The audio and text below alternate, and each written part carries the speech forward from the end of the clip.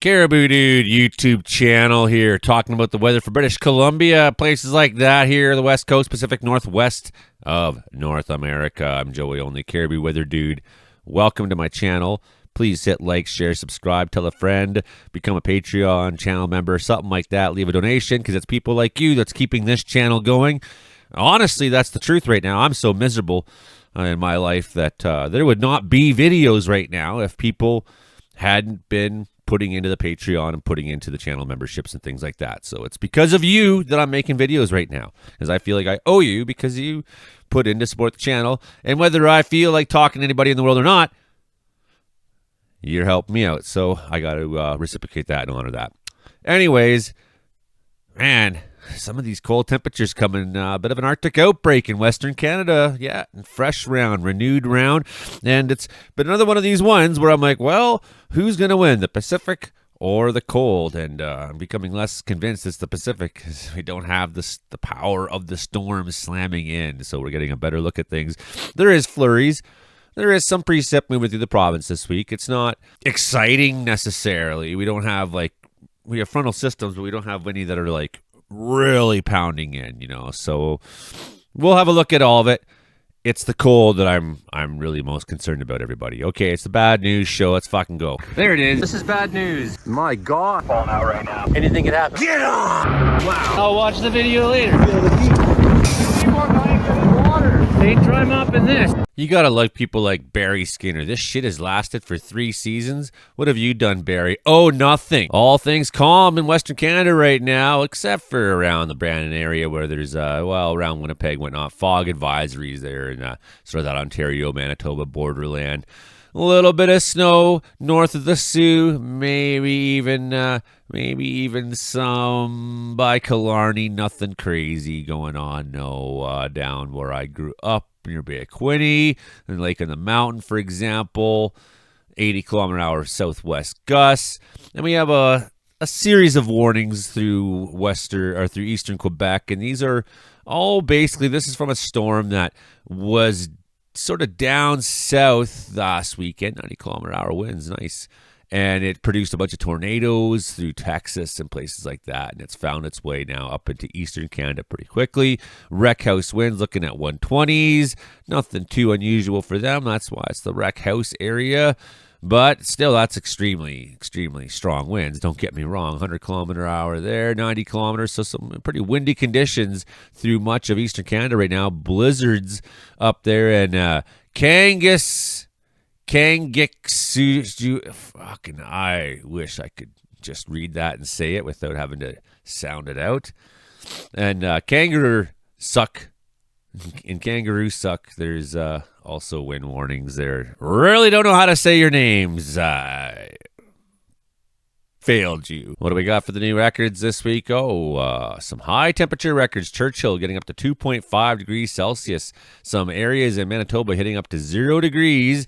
An old record of minus 4.4, for example, in Gillam set back in 1943. Some pretty warm temperatures there. They're not low. Nunavut as well, although, except for Arviat, where it's minus 3.7. But look at some of this, 8.9, 11.5. Those don't seem like exceedingly low or exceedingly high temperatures, right? But that's a maximum for Nunavut. That's more than Nunavut is expected to see ever for a temperature at this time of year. Brownsville, Ontario, getting to 50 millimeters of rain on December 3rd, 29th, 30th, to 30th. That's all part of this system that came up from the States. Power outages were associated with this storm. And some maximum wind gusts at Port Maitland got up to 96.6, 97 kilometers an hour. Very strong winds. Avcan's referring to this as quiet weather for the last 2 days of 2024. Quasi-stationary Arctic high will sit over northern BC, northeastern BC through southern Alberta, combined with a couple weak systems off the BC coast. It will bring some cloudy skies and light snow, nothing too exciting. But it's not really the story to see a lot of snow and things like that this next week. And we're going to be watching real closely now. This was a very strong storm coming up into the Alaska Panhandle, but I don't think we're going to get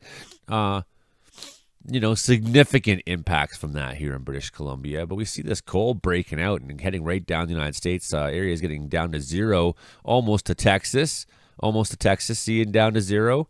and northern BC extremely cold. The prairie is extremely cold. By the time we come to Wednesday, we're seeing right down the Rocky Mountains, right down through Colorado, down through Colorado. Lots of that cold showing up into that deep. You see those purples there? That's the very deep cold. That's the harsh stuff. That's the real harsh stuff, sitting below zero for places in the East Coast through the nightfall. And BC, I don't like the look of some of that. There's some whites in there into northern BC. And that white, you're looking at close to the minus 40 temperature when you're looking at this white. So we have a very excessive amount of Arctic cold about to let loose for good. And when it does, it's going to probably mostly present itself into the prairies. As you can see there, Manitoba taking a real hard run at it through the weekend, and BC seeing some of that moderating effect of the ocean where we kind of go up and down during the day, but we do have some pretty cold nights ahead for us in BC. I'm not really looking forward to it much. I guess I'll snuggle even closer with the dog than usual. Try my best to rely on any amount of warmth he has, but there we go. Sometime next week, we see probably a break in this, and it looks pretty good. I can't wait. Now we run in the last 12 hours. You get kind of the picture of how this big system is moving quite quickly, how it could have been down. It was basically in Texas through Saturday and began making its way up the Appalachians through into Ontario, and is now beginning to make its way into northern Quebec, where there's some blizzard warnings, some wind warnings. You see that tail producing a bunch of rain. It's warmer on that bottom side there, so you got the warm slot, now the warm sector visiting into eastern Canada. Meanwhile, we got a little bit of a system there through the mid-U.S. Looks like it's heading towards Minnesota right now. And then BC, we have a fairly strong low out there at the Pacific coast who's trying to find its cohesion. It will more or less move up the Aleutians here and into the coastal areas of Alaska. And we may see some of that tail slap into BC, but we're not really looking at an impacting storm this week. Well, that impacting storm is out there. There it is, the one that I was just talking about, 975, 976, so quite low, quite strong. Maybe some of those winds in there reaching into hurricane force territory, but no, not an extremely robust system, but not bad. I'm not trying to talk it down. It's just that we've seen some winds come through that were in the 950s and 940s over the last month or two that were like, whoa. So you're just trying to put it into perspective. Well, it's become a well-developed storm through Tuesday, and we will see some effects of that. You can see the little bit of lingering flurries in BC, and you can see that next strong storm coming into Ontario in time for Tuesday into Wednesday. Going to be lots of fresh weather statements and things like that issued for them. Our storm finally departing up there, and we enjoying mostly a nice break on Tuesday. We'll have to come back and talk about these temperatures because this is going to be more or less the big story. Of course, we like to look at storms so that we have a kind of a picture of what's happening. But I think for us, the cold is, dipping towards us, and it's presenting quite a story. And off the East Coast, this storm that's moving through Ontario by Wednesday, producing lots of lightning off the coast, most likely. So pretty neat. You can see that temperature gradient trying to work its way down into southern BC. Again, we'll have a closer look at what that means before the end of the show. Southern BC may be seeing a little snow on Wednesday. Is it possible we could get some kind of a statement for down there in the Paulson, down Highway 3? It's possible. Those aren't strong-looking numbers, I don't think. 0.3 centimeters per hour. What's in this darker section here? 1 centimeter an hour. So, I don't think we're looking at significant amount of snow there. I don't think we'll see a warning necessarily, but you really get the impression that that Oregon coast has been taking it pretty hard lately. Same with Northern California. We've been seeing a lot of that. So they're really taking the brunt of the precip this week. It seems like more and more than we are, and we're having to face this cold temperature that really, I'm not excited about it, but we'll keep pressing on here just to give you an impression of how 2025 starts. It can't be worse than 2024. It was a bullshit year. Nothing really changed in my life except for this channel growing. That was the one thing that changed. But, other than that, Williams Lake sitting at minus 25, minus 31 Thursday night. Fuck that. No, 4 in Nelson, -4. How come you get -4 and we get -34? That is fucking garbage. 30-degree drop between BC South and BC North this week? Yeah, possible. Come on, Storm. Get some cohesion. Get your act together. Come in here and just absolutely kick the shit out of this cold weather. I would really like to see that. We're coming to that time period now where, last bunch of times we're like, well, we'll see what the cold does. And, well, it's not making too far south, but I think it's making a bigger push than it was last time. This is crazy that with these temperatures, just last week we were sitting here at the meteorological report on Thursday night saying, where's the cold weather signals? There is none. And then suddenly everything just changes in the modeling. And it's been kind of a topsy-turvy couple months, I've found. It's been a little bit hard at times to predict weather this fall as compared to sometimes I get into these like long periods where everything is completely nailable, and if it's Thursday and you're looking at it this time you wouldn't expect to see the models change in a matter of 3 or 4 days by 30 degrees. That's kind of what I'm getting at. So a little bit of a river there hitting into BC for this weekend. I think that's when our next big snow story really comes, is to Saturday from the system that we see down here off the coast. Kind of weak, but we got that cold temperature really jutting against us. I think it's time we zoom in here and really look at what these cold temperatures are going to mean for you guys next week out east. I don't know. That's some pretty spectacularly cold weather you're coming into. So I wouldn't look forward to it at all. It's dangerous. People can die. Absolutely. Hopefully by next week, BC gets another renewed push from Pacific weather. That nice moderating influence of the subtropical warmth and moisture coming in. Okay, cold temperatures. Monday. Fort Nelson, Fort John, starting to see some of those temperatures dip on down. Not too bad here in the central interior today. I would bet Punxsutawney's going to see some cold temperatures. Martina, you'll probably be posting some pictures soon of some thermometers that are totally fucking whack, like you often do. Martina, they're our friend on Interior Weather and Wilderness Watchers. She's a great person. She will often throw photos up of -30, -40, -50 when 5 to 10 degrees colder than what anyone else is experiencing in British Columbia. There's something about that lee side, that east side of the mountains there. I don't know if lee was the right word. 32 Fort Nelson. That east side of the mountains down there seems to produce some very cold weather in the Chilcotins, and it's also high country, so it is that. Into Wednesday morning, 23 for Prince George at 6 a.m. No way. 29 Fort John. 35 in Nelson. Ooh. 35. I won't complain too much, I guess, if we don't see 35 in Wells, but maybe we will. Edmonton now 25, Regina 22, Saskatoon 24s, Fort McMurray 21s. The new year starts miserably goddamn cold, 29 in high level. Welcome to 2025 high level. Welcome to 2025 below zero, Regina. Welcome to -30, Edmonton. Tuesday morning, the second day of the year. Now -30 in Prince George. I just got to rewind this for a second. Look at this nice inversion. Can we have that? Can we have inversion in the high country here? -18 in Wells and 28 in Prince George.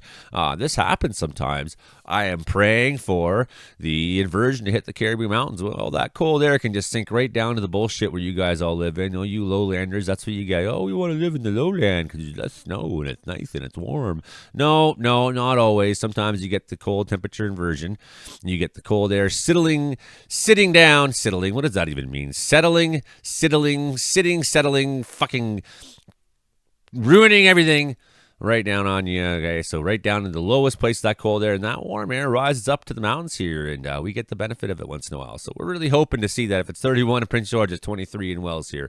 That would be ideal. That would be perfect. As for people in Regina and Saskatoon, there's no hope for you. 39 into Fort Nelson by Friday at 5 a.m. Could we see -40 in BC this week? Yeah. So that's miserable. Come on, Pacific Ocean, where are you? Where is the anger? Throw that anger back at us. We would like to see BC warm up a little. Like to see this cold air sit up on that other side of that Rockies maybe, and Watson Lake, Fort Nelson, 38 below for Friday night into Saturday morning. It's pretty extreme. Vernon, it's just freezing down there at -3. You animals who have it so good. I don't know. I forget what -3 was like. We haven't had that since right now here in Wells right now. It's -3 right now, this exact minute. So I was lying. I was definitely lying. Vancouver at 5 degrees by Saturday morning. Now we know the specific weather we already looked at. We can see the isobars bending here. We can remember back to what we looked at earlier. Remember that that system popped on up. So that's what's going on for the weekend.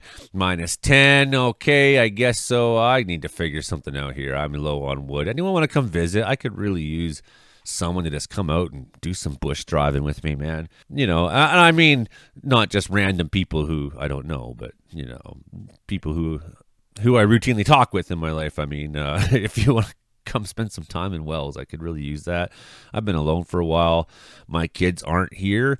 They're supposed to be. They're people, they like, well, if I don't get what I want, then you can't see your children. That kind of bullshit is going on in my life right now. So anyways, I'm alone and pretty miserable right now, and trying to decide what I'm gonna do about it, potentially legally. So yeah, that's my life right now. Well, that's more or less the bad news show for this week. Very, very cold temperatures, very miserable, very. Oh yeah, I'm not particularly happy about it. Yeah.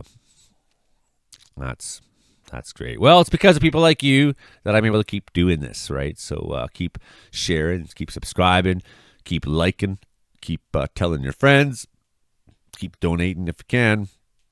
It's because of you this episode even exists today. I would have just stayed in bed, happily depressed. I can't wait till the holiday season's over. What a every fucking year something miserable happens in my Christmas. Like it's never fails.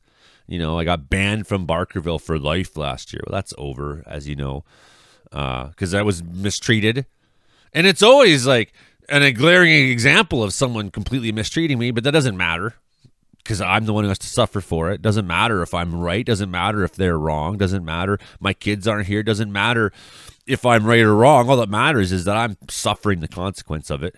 Okay, well, I'm glad that some of you had a better time.